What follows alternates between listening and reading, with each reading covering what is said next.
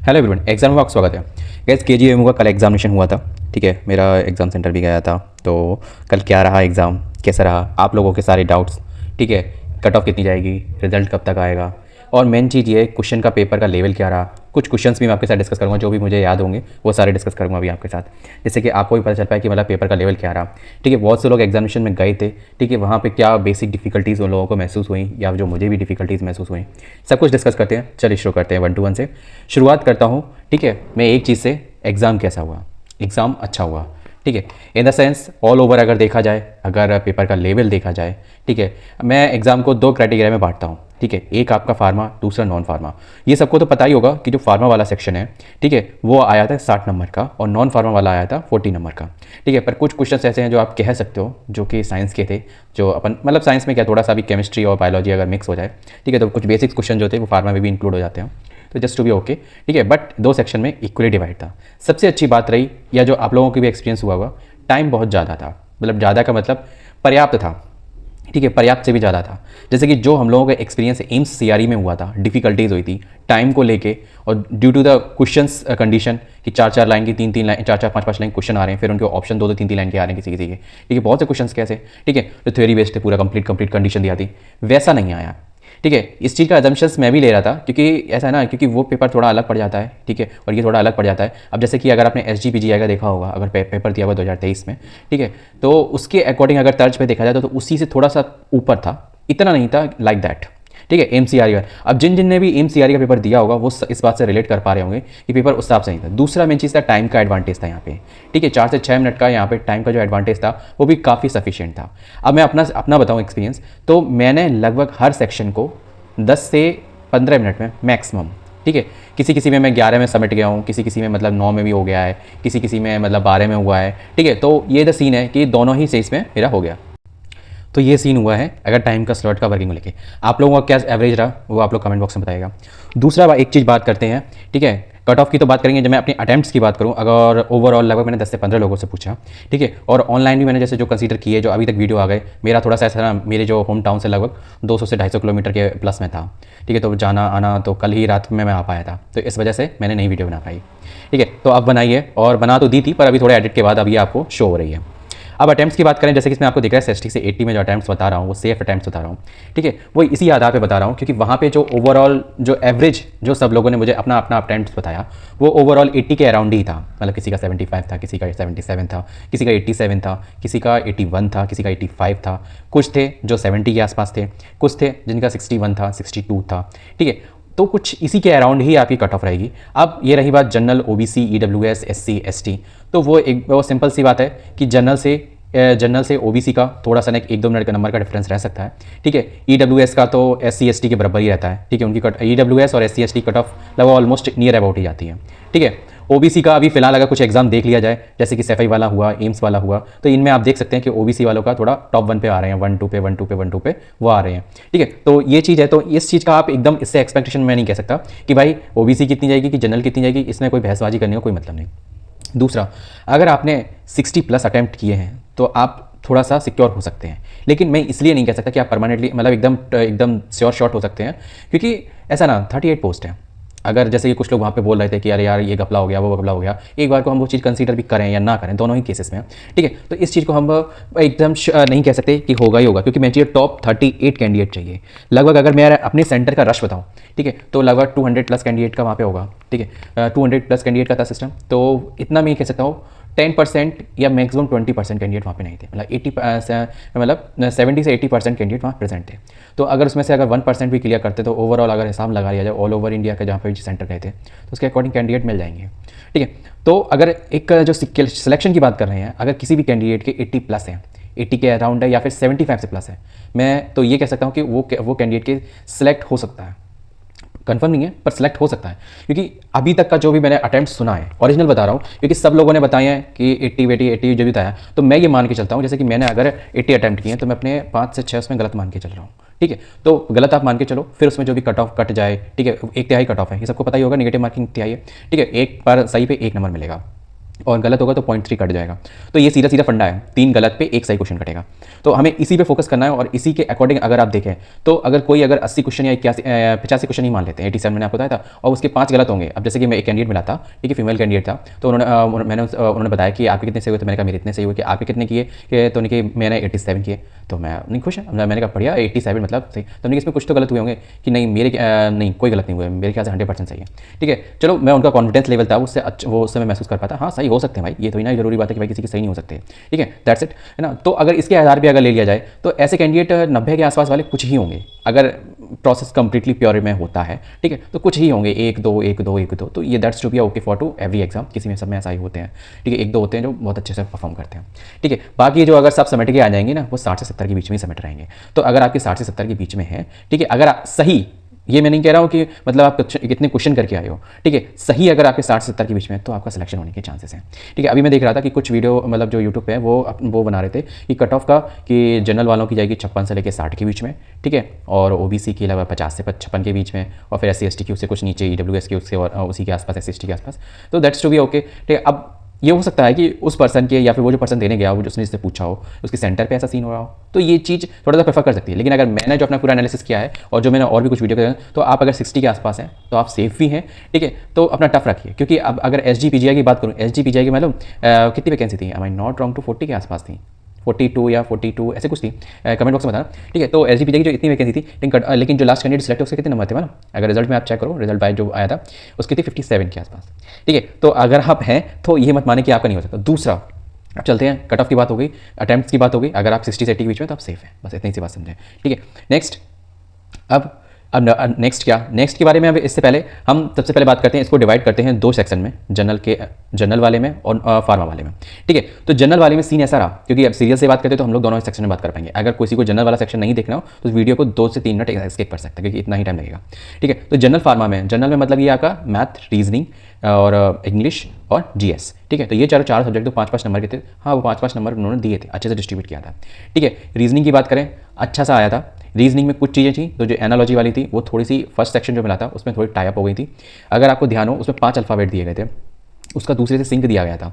ठीक है, तो वो मैंने नहीं कर पाया था। अगर किसी ने कर लिया हो तो कमेंट बॉक्स में उसका रिलेशन बताना, क्योंकि मैंने लगभग वो सेक्शन कर लिया था 10 साढ़े 9 मिनट में, 9 साढ़े 9 मिनट के आसपास, क्योंकि है ना, वो कर लिया था। फिर वो मैंने उसको, मेरे को 15 मिनट में मैंने, वो क्वेश्चन था, एक मैथ का क्वेश्चन था, जिसमें कि अगर आपने देखा हो, ध्यान हो, रेशियो वाला तो क्वेश्चन था, कि मतलब इतने परसेंट रेशियो दिया गया था। फिर ये कहता है कि लगभग पहला ए है वो 40% बढ़ जाता है, दूसरा नहीं 20% बढ़ जाता है, 40% बढ़ जाता है, 60% बढ़ जाता है ना। तो वो चीज़ थी, पहले मुझे नहीं समझ में आई कि उसको कैसे करना है, फिर जब दोबारा समझ में आई तो वो मैंने अच्छे से कर दिया।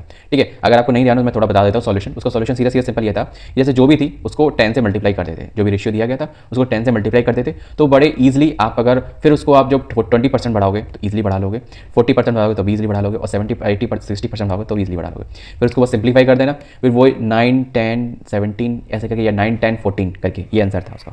ठीक है, तो कुछ इस तरीके का था। ये आपकी रीजनिंग में, सॉरी ये मैथ में आपका ये रेशियो प्रोपोर्शन में आता है। ठीक है, तो और भी क्वेश्चंस थे, इजी था। GS की बात करें, जैसे कि उसमें रिसेंटली, जैसे कि अगर ऑपरेशन सिंदूर का मंथ पूछा गया था, तो ऑब्वियसली आता है मेरा गलत हो गया। ठीक है, मैंने पुलवामा वाला मेरे दिमाग में रहा कि वो फरवरी में हुआ था, तो वो चीज़ से मैंने उससे रिलेट करके दिमाग में आया, तो मेरे से बाई मिस्टेक गलत हो गया। मेरा वो ऑप्शन है सही, मई में 7 मई को हुआ था। ठीक है, तो जिसने भी मई में किया है, मंथ पूछा था, डेट नहीं पूछी थी, तो उसका सही हो गया होगा।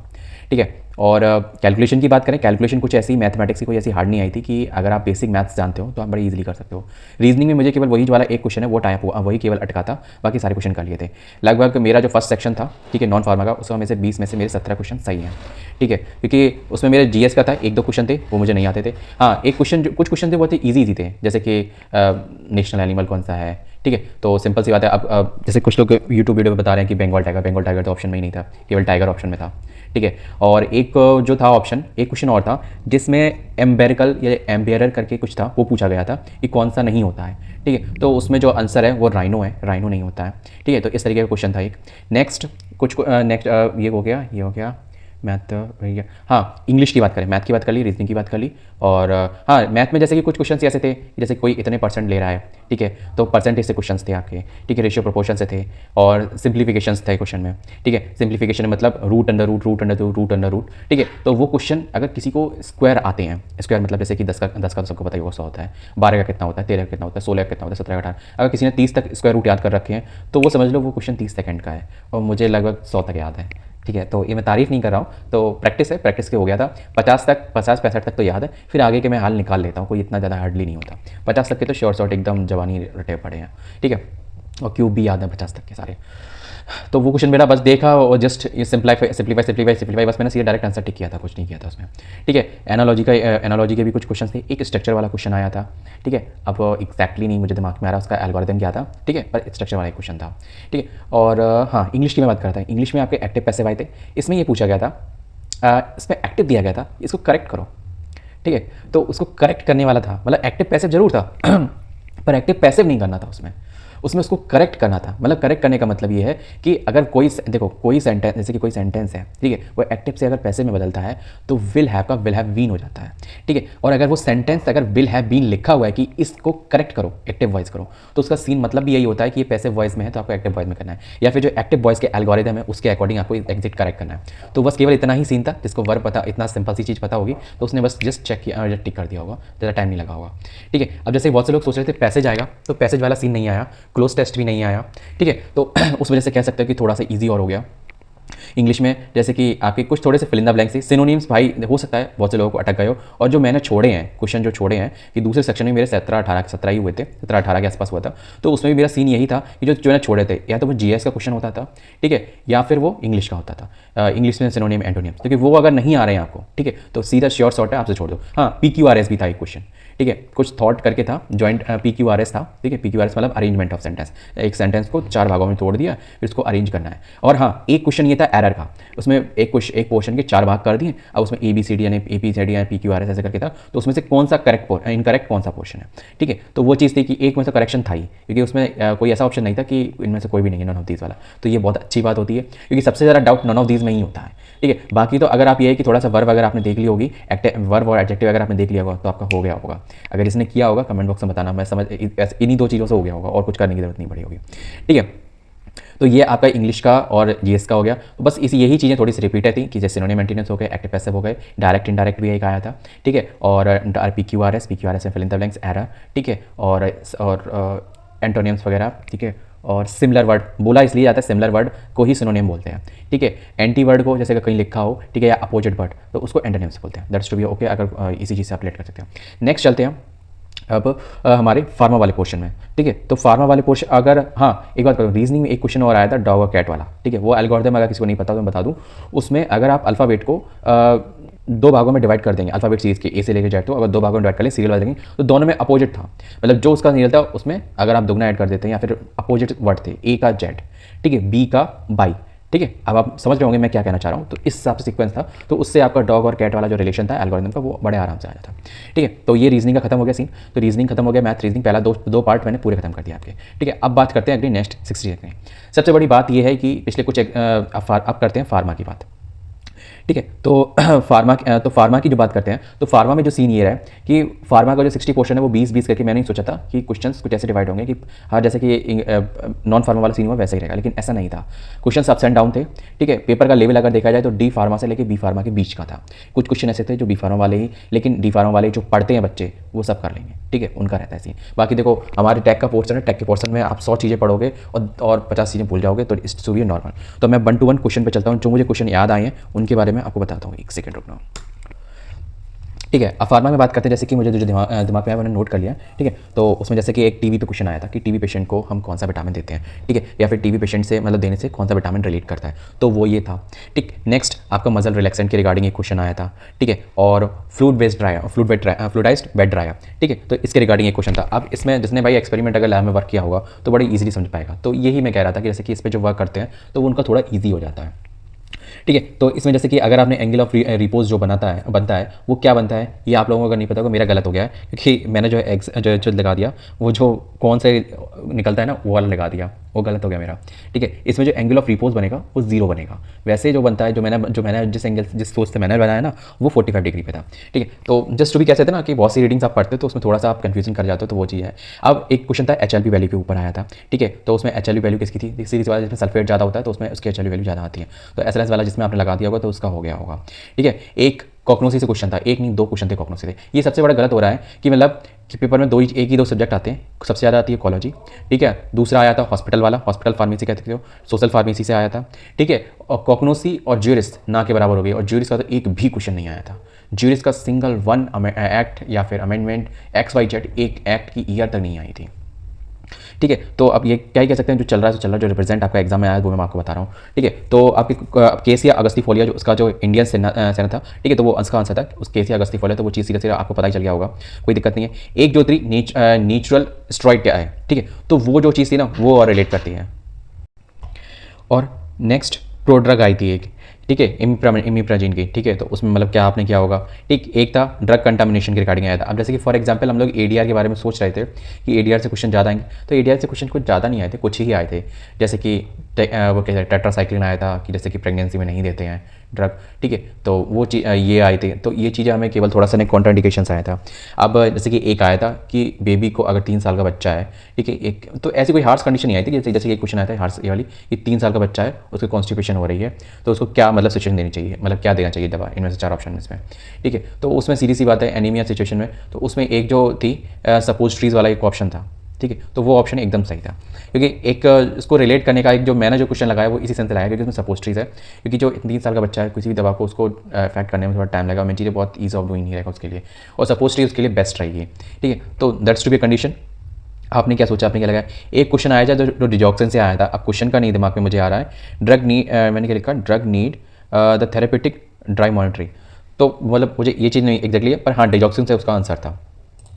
नेक्स्ट बात करते हैं आपकी, हाँ इंसुलिन से क्वेश्चन आया था। इंसुलिन से एक नहीं लगभग 2-3 क्वेश्चन आए थे, ठीक है। जैसे कि एक क्वेश्चन आया था कि हम उसको कैलिब्रेट कैसे करते हैं। कैलिब्रेट का मतलब ये जैसे कि हम लोग डोज जो लेते हैं इंसुलिन का, ठीक है, तो वो हम किस हिसाब से लेते हैं, ml में लेते हैं कि यूनिट में लेते हैं या फिर और भी कुछ दिया गया था, ठीक है। तो सिंपल सी बात है, हम जो इंसुलिन लेते हैं, जिसको भी इंसुलिन दिक्कत होती है, ठीक है, इंसुलिन लेता है तो वो शॉर्ट्स जो लेता है वो यूनिट में लेता है, ठीक है। दूसरी मेन चीज़ ये है, इंसुलिन की सिरिंज से रिगार्डिंग एक क्वेश्चन आया था, ठीक है। नेक्स्ट, और जैसे कि फॉर एग्जांपल जो सर्दी हो जाती है रेनिटाइटिस, ठीक है, तो उसमें जैसे कि क्या दिया है, तो डाइफेनाहाइड्रामाइन, ठीक है, तो वो चलता है। नेजल ड्राउट्स, ठीक है, तो वो जब होता है तो ऑक्सीमेट्राजोल जैसे कि है, तो इन सब चीज़ों को हम यूज़ करते हैं। नेक्स्ट, जैसे कि और मैंने क्या बताया, बाउल मूवमेंट बता दिया, नेस्टल मूवमेंट बता दिया, ठीक है। टीबी के रिगार्डिंग मैंने आपको बता दिया, टीबी वाला हो गया, ठीक है। हाँ, इमल्शन से क्वेश्चन आया था। इमल्शन का सीन ये था कि उसमें हमने इमल्शन बनाया, ऑयल इन वाटर इमल्शन है, तो उसमें जो फ्लोरेसेंस वो कैसे दिखाई देगा, कंटिन्यूस में दिखाई देगा, जैसे कि हम लोग मिला रहे हैं उसमें कंटिन्यूस में दिखेगा कि ड्रॉपलेट्स में दिखेगा, तो उसमें जो इमल्शन होगा, जो फ्लोरेसेंस होगा वो ड्रॉपलेट्स में दिखेगा। तो ये आंसर था, ठीक है। ये थोड़ा सा मेरे से गलत हो गया, मैं झूठ क्यों बोलूँगा, ठीक है, गलत हो गया तो हो गया यार, जस्ट टू बी ओके। मैंने काउंट किए, मेरे जितने किए उसमें मेरे 3 गलत हो गए, 3 से 4 गलत हो गए। अब गलत इतना यार हो ही जाते हैं, क्या ही कर सकते हैं। अब लाइव बेइज्जती करा रहा हूँ, हंसना नहीं यार बस, है ना। तो और क्या रह गया, मास, ठीक है। हाँ, एक क्वेश्चन ये और आया था कि जैसे कि फॉर एग्जांपल मास और कोई किसी चीज़ का है, जो मास है वो काइनेटिक एनर्जी के साथ चेंज हो रहा है, ठीक है। तो उसमें क्या ऑप्शन था, ऑप्शन तो मुझे एग्जैक्ट नहीं आ रहा, तो कुछ इस तरीके का क्वेश्चन था कि तो उसमें मतलब क्या होगा, ठीक है। और नेक्स्ट, और क्या मैंने लिखा, फ्लोमेजोल कैटेगरी, ट्राइएजोल, हाँ एक वो आपने क्वेश्चन एक IUPAC नेम और आया होगा, ठीक है, जिसमें लास्ट में प्रोपेन टू ऑल होगा। मैं सही बताऊँ, उसको प्रोपेनॉल फेनोल, ठीक है, कर रहा था, ठीक है, पर लास्ट में मैंने क्या दिमाग में क्लिक किया, उसको मैंने क्लियर कर दिया, ठीक है, उसका रेस्पॉन्स मैंने हटा दिया, है ना। तो इस वजह से वो मेरा गलत हो गया। गलत क्यों हो गया, निगेटिव तो नहीं मिलेगा पर उसको पॉजिटिव भी मुझे नहीं मिलेगा, तो ये चीज़ है। वैसे इसका आंसर था प्रोपेनॉल है, ठीक है। तो यही जो प्रोपेन टू ऑल है ना, यही ट्रिगर होता है, वो ट्रिगर था उसको दिमाग में रखने का, ठीक है। वो जब मैं एग्जाम से बाहर आ गया तो मेरे को ऐसा डाउटफुल आया कि यार मैंने इसे कहीं देखा है, इसे कहीं देखा है। फिर मैंने सर्च किया अपने नोट्स में और उसमें वो था, ठीक है। तो उसमें याद, जैसे कि याद करने का मेरा सीन यही था, उसको दिमाग में क्लिक करने का कि ये कोड वर्ड रहेगा, और मैं वो कोड वर्ड ही उस वक्त भूल गया। इसे लक कहते हैं। कभी ना कभी ऐसा आपके साथ भी हुआ होगा कि अपने को पता है लेकिन उस वक्त दिमाग में ये जो टाइम ज़्यादा था ना, मैंने उस सेक्शन को मतलब कर लिया था, लगभग 13-14 मिनट में कर लिया था, हो गया था। अब मैं 10 मिनट बैठा हूँ, ठीक है, तो दिमाग में हाँ ना हाँ ना यार कितने लोगों को लगा था। मुझे ये लगता है इस पेपर को करने के लिए पर सेक्शन केवल 20 मिनट्स मिलने चाहिए थे, ठीक है, वो थोड़े सफिशिएंट थे, वो इजी रहते, ठीक है। और थोड़ा सा जो डाउटिंग वाला, ये जो इसमें जो डाउट बढ़ाने वाला जो सीन है ना, वो टाइम नहीं किया है। नेक्स्ट इसमें जो था, एक था वो बॉइलिंग हाँ, हाई एल्टीट्यूड पे जो वाटर जैसे कि किस लेवल पे वाटर का जो बॉइलिंग है वो ज़्यादा होता है, ठीक है। तो बोलते हैं हाई एल्टीट्यूड पे जो वाटर का जो बॉइलिंग है वो जल्दी हो जाता है, ठीक है। तो इसमें जैसे कि हाँ, उसमें एरिया दिया गया था, जैसे कि ओशियन है आपका, ठीक है, कि अलग अलग जगह, ठीक है। तो वहाँ पे था, तो सबसे ज़्यादा पानी जैसे कि गर्म जल्दी कहाँ होगा, ठीक है। तो वो चीज़ था। अब इसमें कुछ लोग ओशियंस लगाए हैं, कुछ लोग कुछ और लगाए हैं, ठीक है। तो क्या था अभी एग्जैक्टली मुझे भी नहीं दिमाग में आ रहा है, वैसे कहा यह जा रहा है, मैंने जितना सर्च किया अभी, तो वो ये था कि हाई एल्टीट्यूड पे जो होगा लेवल, वहाँ पे जल्दी गर्म होगा। अब ऐसा क्यों होगा, इसका मैं रीज़न आपको नहीं बता सकता, क्योंकि मुझे खुद अभी नहीं पता, जैसे ही पता चलेगा वैसे मैं बताऊँगा। एक क्वेश्चन ये था कि जैसे कि आर्टरीनरीज, ठीक है, तो वो हमारी बॉडी के जो ऑप्शन दिए थे 4, तो उसमें से कहाँ पर इन्वॉल्व नहीं होती है, लिप्स में, टंग में, ठीक है, लिवर में, या फिर लैरिंग्स में, ठीक है। आप लोग का आंसर क्या करके आओ ये बताना। वैसे जो अभी तक पता चला है कि मैंने जैसे अकॉर्डिंग लगाया कि जैसे कि इसमें आर्टिलरीज का मतलब ये होता है मतलब बॉडी की फंक्शनिंग में आपका वो चीज़ नहीं है, ठीक है, मूवमेंट नहीं है उस चीज़ का, ठीक है। तो मूवमेंट जैसे कि लैरिंग्स वगैरह तो ऑब्वियसली मूवमेंट होती है, हम लोग बात कर रहे हैं तो भी होता है, टंग भी मूवमेंट करती है, लिप्स भी मूवमेंट करते हैं, ठीक है। और लिवर नहीं मूवमेंट करता, लिवर अपनी नहीं करता, तो लिवर आंसर था, नॉट इन्वॉल्व लिखा था ना, है ना। तो अब ये बताओ ये आंसर सही है कि नहीं है। अब ऐसा बोला गया है, लेकिन अगर मैंने जो सेंस लगाया था वो मैंने गलत लगाया, आई थिंक सो, ठीक है। तो ये चीज़ अब मैं आपको कमेंट बॉक्स में पूछता हूँ कि ये सही था या गलत लगाया मैंने, ठीक है। मैं कंफर्म नहीं हूँ इस आंसर को लेके, पर मैंने लगाया था क्या कर सकते हैं। और बॉइलिंग एंड वाटरफॉल यहाँ ये बता दिया मैंने, स्वेलिंग इनवॉलेंट्री, ठीक है, स्वेलिंग अच्छा हाँ, ये क्वेश्चन ये था कि जो स्वेलिंग होती है हमारी बॉडी में वो वॉलेंट्री होती है कि इनवॉलेंट्री होती है, ठीक है। आई थिंक सो, जैसे कि फॉर एग्जांपल हमारे कहीं जो मैंने अकॉर्डिंग जो आंसर लगाया वो इस आधार पे लगाया लॉजिक पे कि क्या हमारे जैसे फॉर एग्जांपल कहीं पे भी चोट लगती है या फिर कहीं पे भी अगर इन्फ्लामेशन हो रही होती है तो बॉडी ऑटोमेटिक रिस्पॉन्स करती है, ठीक है, वहाँ पे एरिया को स्वेलिंग करती है, क्योंकि वहाँ पे पूरा वाइट WBCs वगैरह प्लेटलेट वगैरह अगर ब्लीडिंग हो रही होती है तो फिर वहाँ पे प्रोथ्रोम्बिन वगैरह वो सब चीज़ें प्रोसेस होती है, पूरी कंप्लीट क्लॉटिंग होती है। तो वहाँ पे वो स्वेलिंग मेरे ख्याल से वो स्वेच्छा से होती है, मतलब स्वेच्छा से इनवॉलेंट्री है, मतलब अपनी इच्छा, मतलब ऐसा नहीं है कि हम उसको कंट्रोल कर रहे हैं, ठीक है। तो वो सीन नहीं था, तो मैंने इसके आधार पर लाया कि वो वॉलेंट्री, मतलब वॉलेंट्री होती है, हमारी इच्छा से नहीं होती है। अब जैसे कि अगर हमारी इच्छा से हो, जैसे हम अपना हाथ ऊपर करें, that is to be voluntary. Involuntary क्या कहा जाएगा, हमारा हार्ट पंपिंग, हम जो सांस ले रहे हैं ब्रीथिंग, ठीक है। तो ये इनवॉलेंट्री में ही है, क्योंकि अगर हम तो मतलब मैं जी हार्ट पंपिंग तो आएगा ही आएगा, ऑब्वियसली इसी बात है, ठीक है। नेक्स्ट बात करते हैं आपकी क्या है, फिल्मेचोल हो गया, DHFAR, ठीक है। और हाँ, जोलोजन सिंड्रोम करके एक क्वेश्चन आया था जिसमें आपका ऑब्वियसली आंसर PPI था, ठीक है। जिसने PPI लगा दिया है, कोई भी वो पेट्रोप्राजोल हो, राइप्राजोल हो, जो भी आंसर था वो कर सकते हो, ठीक है। एक ड्रग कॉजिंग गायनोकोमेस्टिया, ठीक है, मतलब ऐसा कौन सी ड्रग है जिसमें गायनोकोमेस्टिया होता है।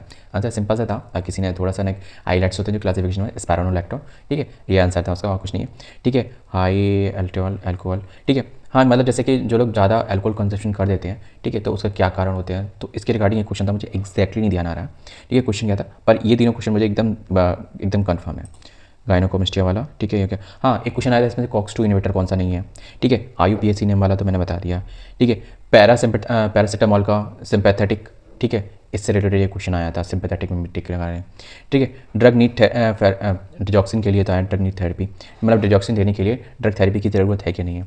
डिसऑर्डर इन प्रेगनेंसी, ठीक है, अगर प्रेगनेंसी में अगर कुछ इशू है, ठीक है, तो कार्बापेजिन हो सकता, मतलब तो हम दे सकते हैं कि नहीं सकते। सिंपल सी बात है, कार्बापेजिन किस में देते हैं, ठीक है, मतलब न्यूरोलॉजिकल कुछ इफेक्ट में, जैसे कि जब होता है, ठीक है, नसों वगैरह में, तो उसमें हम मसल रिलैक्सेंट के रूप में देते हैं, ठीक है। नेक्स्ट बात करते हैं, अगर 3 महीने का चाइल्ड का तो बोला, तो ये तो बता दिया। बहुत से क्वेश्चन ऐसे होते हैं जो एकदम दिमाग में होते हैं, क्लिक कर जाते हैं, ठीक है, तो वो चीज़ है। और सिम्टोमेटिक है हेडेक फीवर, ठीक है। एक ब्रूफेन से रिगार्डिंग एक क्वेश्चन आया था, ठीक है, तो उसका आंसर आप लोग ब्रूफेन ही था, ठीक है। हाँ, एक ये था पार्किंसंस डिजीज़ कहाँ से, मतलब मतलब हमारे ब्रेन में कौन सा पार्ट अफेक्ट होता है, ठीक है, जिसकी वजह से हमें पार्किंसन डिजीज़ होती है, तो बेसन गैंग्लिया ऑब्वियसली है, ठीक है। नेक्स्ट हाँ, एक कुछ बता दूँ, ज़्यादातर आपको जैसे कि क्लॉट या फिर जिसको होता है, ठीक है, या क्लॉटिंग सिम्टम्स होते हैं, या फिर जो ब्रेन स्ट्रोक के अफेक्ट होते हैं, तो वो भी बेसल गैंग्लिया पे ही मेन चीज़ होता है, वहाँ पे उसके फंक्शंस में अफेक्ट करता है, तभी वहीं पे क्लॉट होता है, तो तभी होता है। तो मेरी फैमिली में एक लोगों को मतलब इससे रिलेटेड कुछ सिचुएशन हुई थी, तो मुझे को वो चीज़ वो तभी से दिमाग में क्लिक है, ठीक है। नेक्स्ट COX-2 इन्हिबिटर हो गया, 3 मंथ का चाइल्ड का हो गया, पार्किंसंस हो गया, ठीक है। सिडेनाफिल, एंजाइटी से रिलेटिंग, एंजाइटी डिजीज से रिलेटेड भी एक क्वेश्चन आया था, ठीक है। और एक चीज़ मैं बहुत अच्छी चीज़ बोल रहा हूँ आपको बताने के लिए, मुझे नहीं दिमाग में आ रहा है, ठीक है। ड्रग थेरेपी से लगभग एक क्वेश्चन आया था जिसमें कि ड्रग नहीं था, थेरेपेटिक ट्राई मेमोट्री, नहीं ये नहीं है, ठीक है। कंटामिनेटेड ड्रग, ठीक है, कॉन्ट्रा इंडिकेशंस, हाँ प्रेगनेंसी में कॉन्ट्रा इंडिकेशन आया था जो कि मैंने आपको स्टार्टिंग में शायद बता ही दिया है, ठीक है। और तो बस अभी फ़िलहाल मुझे इतना ही दिमाग में आ रहा है क्वेश्चन। आप लोगों को जो भी क्वेश्चन दिमाग में आ रहे हैं तो प्लीज़ कमेंट बॉक्स में बताओ, ताकि अगर हो सके तो मैं उनको भी आपको डिस्कस करूँगा।